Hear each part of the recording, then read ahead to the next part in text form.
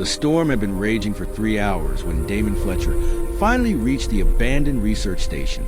Rain hammered against a protective suit, each drop feeling like tiny bullets against a reinforced fabric.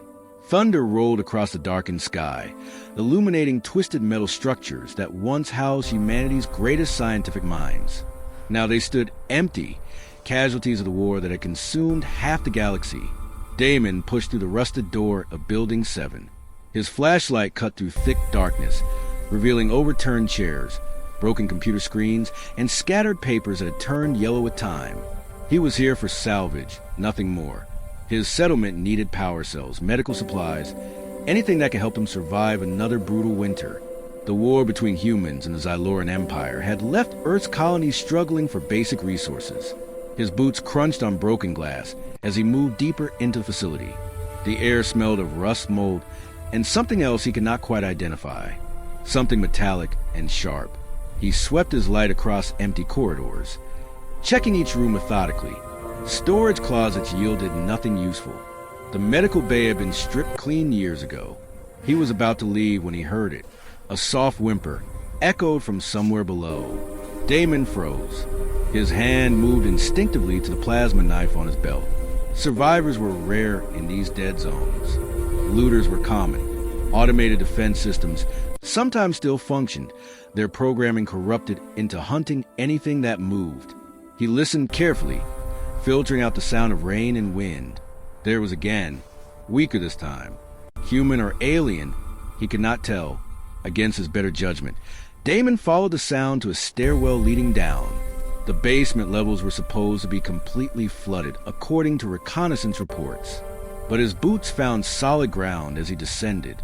Emergency lights flickered weakly, painting everything in sickly green. The whimper grew louder. At the bottom of the stairs, he found her. She lay crumpled against the far wall of what had once been a detention cell.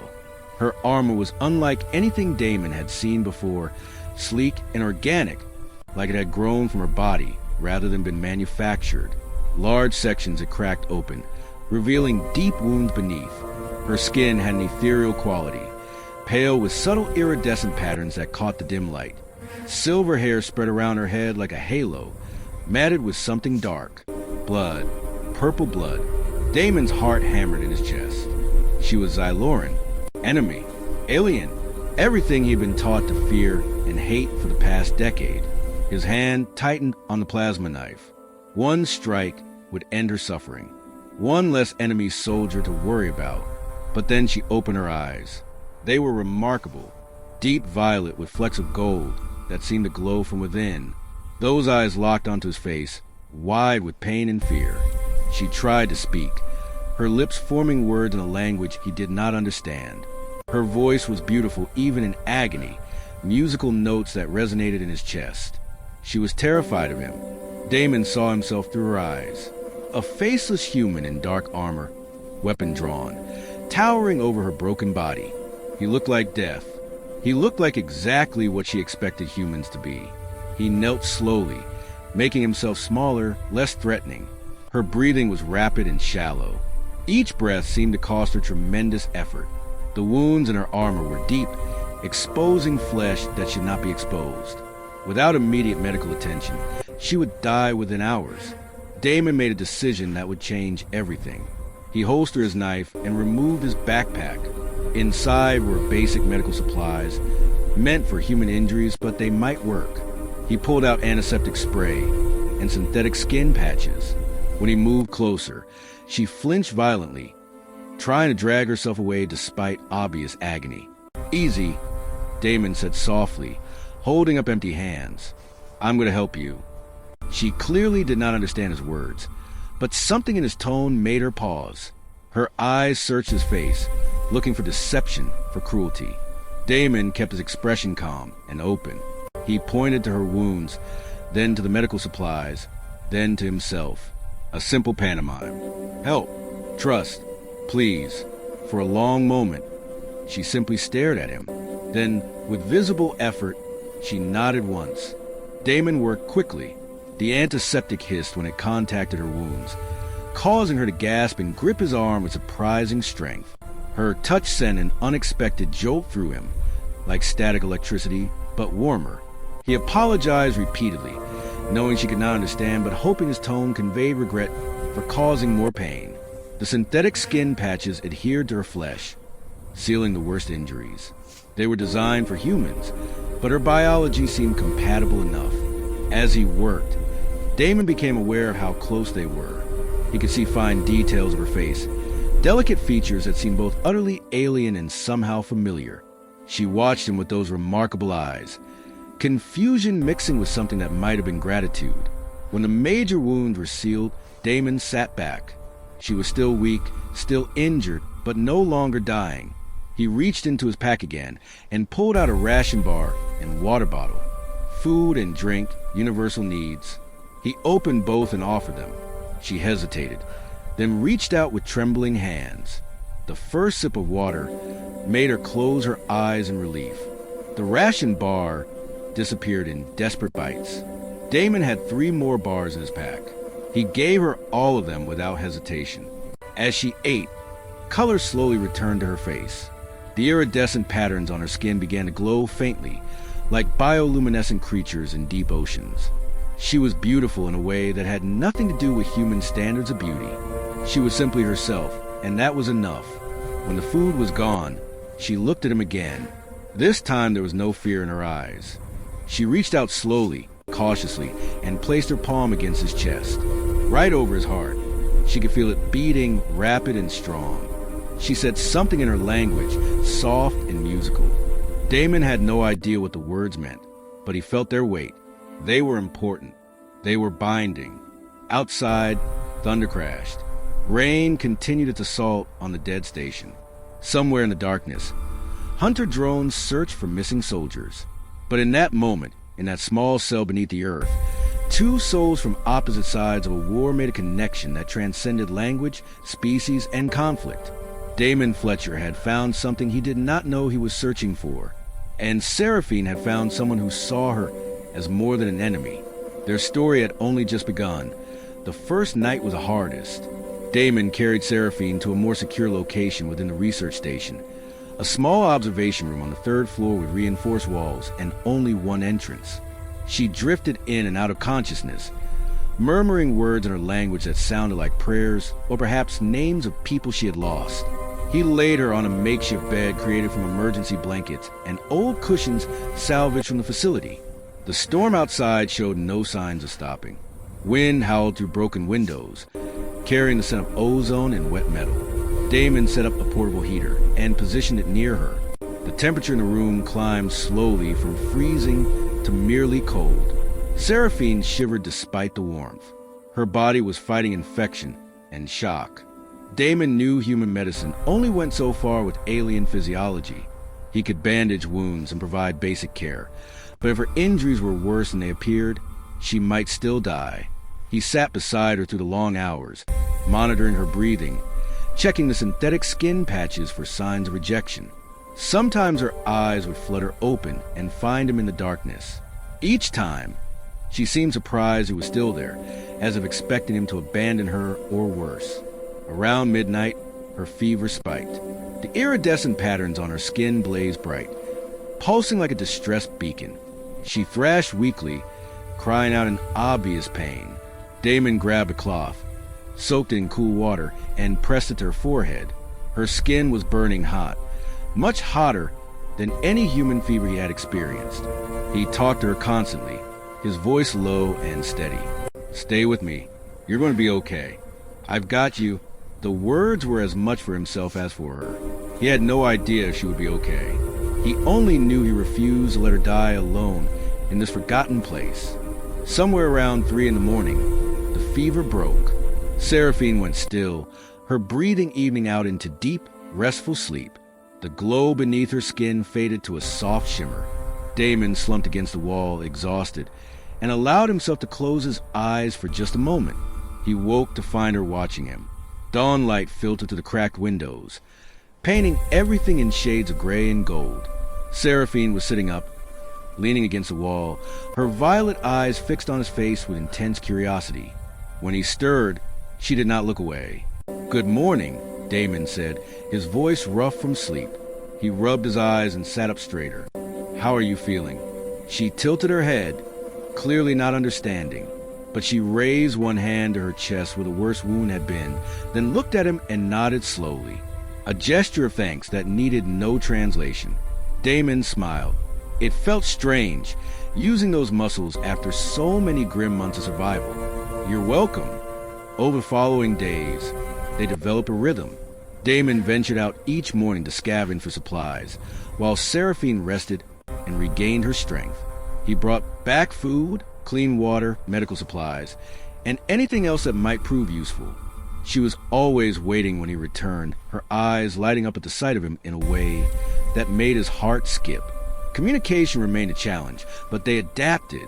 Damon taught her basic human words, pointing at objects and repeating their names until she could echo them back in her melodic accent.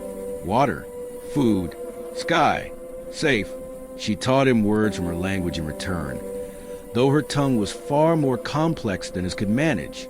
He butchered the pronunciation repeatedly, making her laugh. Her laugh was incredible. It started as a small sound, almost surprise, as if she had forgotten what joy felt like. Then it grew, musical and genuine, filling the small room with warmth. Damon found himself doing foolish things just to hear it again. He learned things about her beyond words. She was graceful even when injured, moving with fluidity that seemed impossible. She had a habit of touching everything around her, running her fingers over surfaces as if reading stories in a texture. When she looked at the sky through the broken windows, longing filled her expression, a deep homesickness that needed no explanation. One evening, as they shared a meal of reconstituted vegetables and protein paste, Seraphine reached out and touched the scars on Damon's forearm. Old burns from his time as a combat engineer. Before he became a salvager, she traced them with gentle fingers, then looked at his face with a question in her eyes. "War," Damon said simply. "Same as you." She nodded slowly. Then she pulled back her sleeve to reveal similar marks on her own arm, though her scars glowed faintly, like veins of precious metal beneath translucent stone. "War," she repeated in accented English, the word heavy with shared understanding. They were soldiers from opposite sides, both broken by the same conflict, both struggling to survive in its aftermath. In that moment, the labels of human and Xyloran seemed meaningless. They were just two people who had seen too much death and wanted desperately to live. As her strength returned, Seraphine began to help around their makeshift shelter. She organized supplies with methodical precision, repaired damaged equipment using techniques Damon did not recognize, and even attempted to cook using the limited ingredients available. Her first attempt at human food resulted in something that looked like purple sludge and tasted worse. They both laughed until tears ran down their faces. But beneath the growing comfort, danger lurked. Damon had spotted hunter drones twice during his scavenging runs, their red sensors sweeping across the ruins in search patterns. They were looking for something, looking for someone, looking for Seraphine. He upgraded their security, setting up motion sensors around the building and creating escape routes through the ventilation system.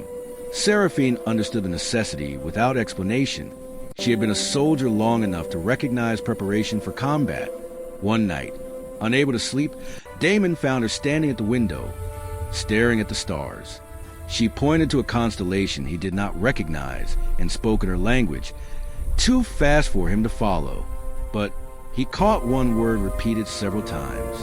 A name, perhaps, or a place. "Home?" he asked, moving to stand beside her. She nodded, her expression unreadable. "Home," she whispered. Then she turned to look at him, and something shifted in her eyes. She placed her hand over his heart again, like she had that first day. This time, she said a new word, one she had learned recently. "Stay." Damon's breath caught. It was not a question. It was a statement of intent, perhaps even a request. She wanted him to stay. She wanted to stay with him. "Yes," he said, covering her hand with his own. "I'll stay." The distance between them felt impossibly small. He could see every detail of her face, the way starlight caught in her silver hair, the faint glow of patterns beneath her skin. She was alien and beautiful and damaged and strong. All at once, his hand moved almost its own accord, reaching up to touch her cheek. She leaned into the contact, her eyes closing briefly. When they opened again, they were full of an emotion Damon recognized because he felt it too, something that transcended species and war and everything that should have kept them apart. He leaned forward slowly, giving her every chance to pull away. She did not. Their lips met in a kiss that was tentative and curious and perfect. She tasted like starlight and ozone, like nothing he had ever experienced. Her hand tightened over his heart, feeling it race beneath her palm. When they finally broke apart, both breathing hard, Seraphine smiled. A real smile, full of warmth and hope and possibility. She said something in her language, words that flowed like poetry. Damon did not need translation. He understood completely. They stood together at the window, holding each other as stars wheeled overhead. Two souls from different worlds, brought together by compassion in the midst of chaos. Outside, the war continued. Hunter drones searched. Armies clashed. But in that moment, none of it mattered. They had found something worth fighting for. Each other. Morning came too soon, bringing with it the harsh reality they had been avoiding. Damon woke to find Seraphine standing rigid by the window, every muscle tense. He knew that posture. He had seen it in countless soldiers' moments before battle. "What is it?" he asked, moving to her side. She pointed to the horizon where three dark shapes moved against the dawn sky. Hunter ships, sleek and predatory. They circled the ruins in tightening spirals. They had found the area. It was only a matter of time before they found the building. Seraphine turned to face him, and Damon saw determination in her eyes. She spoke rapidly in her language, gesturing to herself, then to the door, then to him. The meaning was clear. She would leave, draw them away, keep him safe. "No," Damon said firmly, grabbing her arm. "We leave together." She shook her head, frustration evident. She touched his face gently, sadly, then pointed to her chest. She said a new word, one she had been practicing in secret. "Princess." The world seemed to tilt. Princess. Seraphine was not just a soldier. She was royalty. The pieces fell into place with horrifying clarity. The advanced armor, the hunter ships, the desperate search. She was not just any Xyloran warrior. She was someone important enough to mobilize entire fleets. "I don't care," Damon said, his voice rough with emotion. "Princess or soldier, or whatever you are, I'm not letting you go." Seraphine's eyes widened with surprise, and something that looked like fierce joy.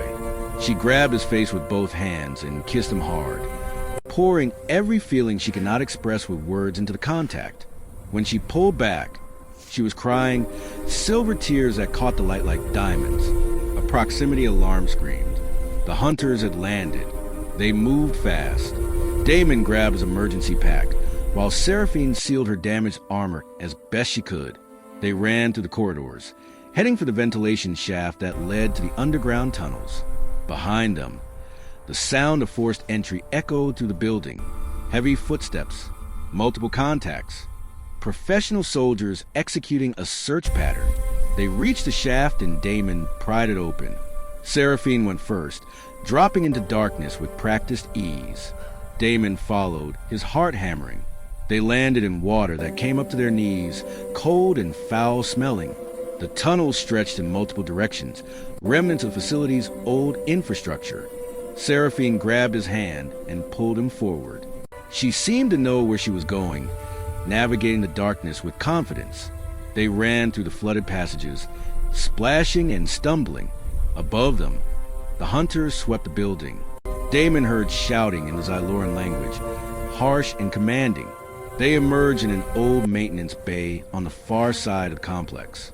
Damon's transport vehicle sat where he had hidden it, covered in debris and camouflage netting. They were almost free. Then the hunter stepped out of the shadows. He was massive, easily 7 feet tall, wearing armor that made Seraphine's look primitive. His face was hidden behind a reflective helmet, but his weapon was unmistakable. A plasma rifle, charged and aimed directly at Damon's chest. Seraphine stepped in front of Damon instantly, placing herself between him and the hunter. She spoke in rapid Xyloran, her voice taking on an authoritative tone Damon had never heard before.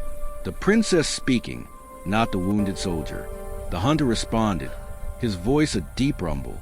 A conversation followed, tense and heated. Seraphine gestured to Damon repeatedly.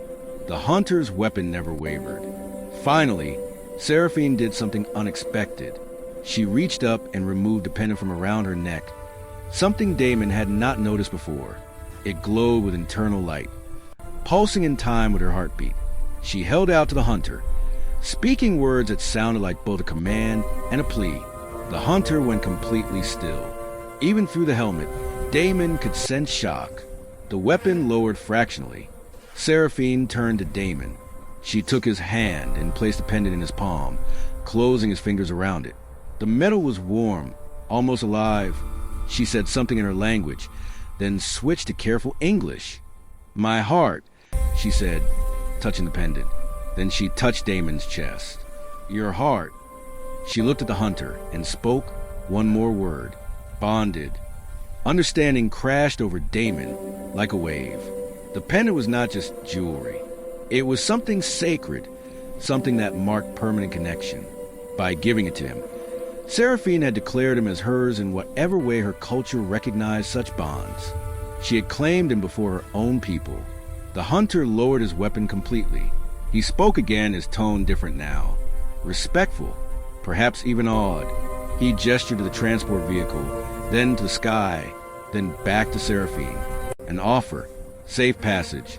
Seraphine shook her head and pointed to Damon, then to herself. "Together," she said firmly. A long silence followed. Then the hunter did something surprising. He reached up and removed his helmet, revealing a weathered face with the same iridescent skin patterns as Seraphine. He looked old, tired, and sad. He spoke directly to her, his voice gentle. Seraphine listened, tears streaming down her face. When he finished, she nodded once. Then she turned to Damon and took both his hands.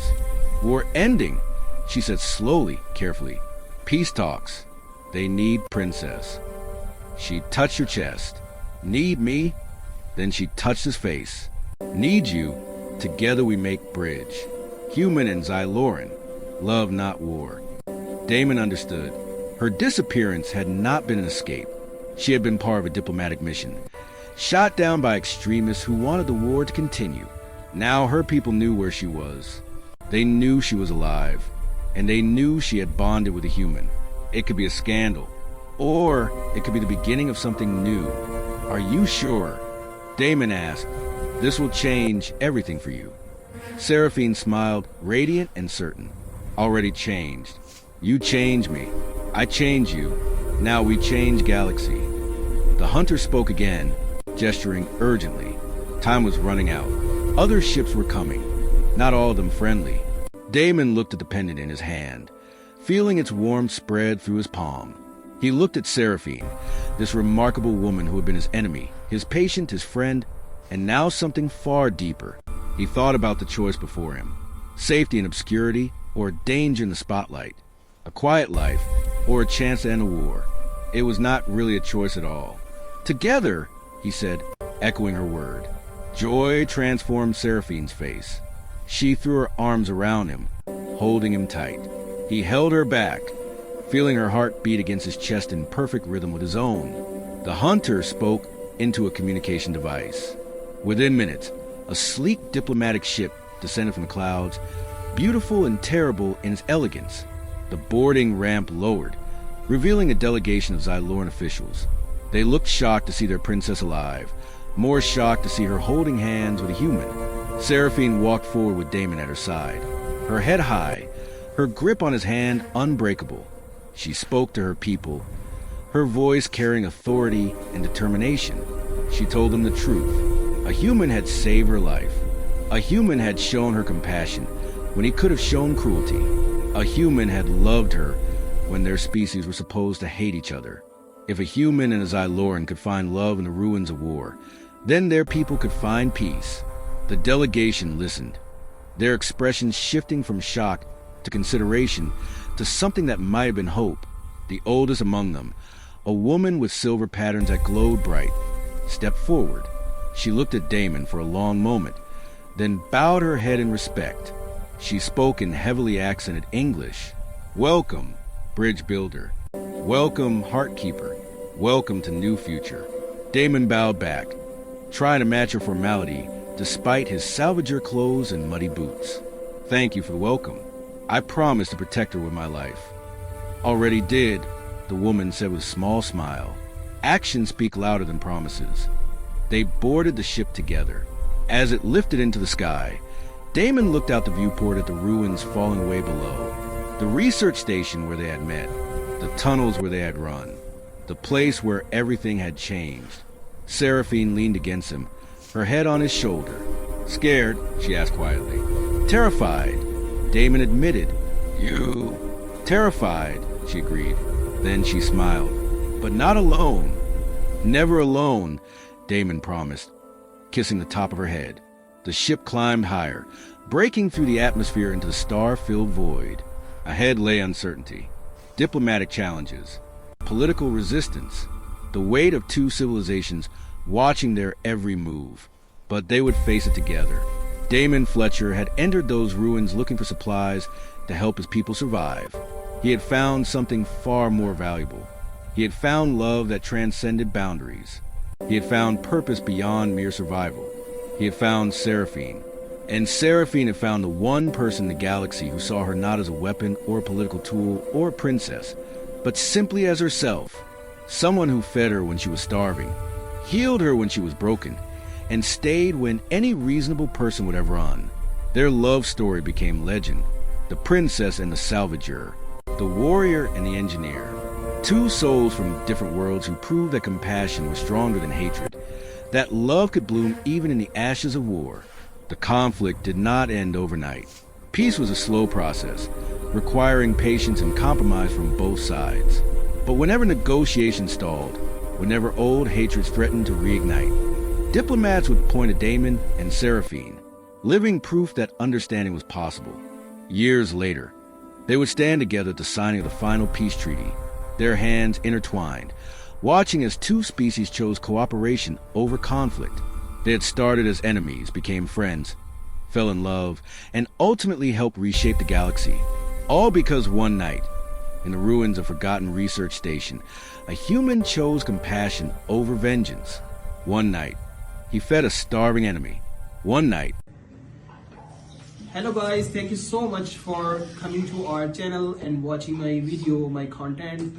If you like the idea, if you like the video, please subscribe my channel for my appreciation. Thank you so much. Love you.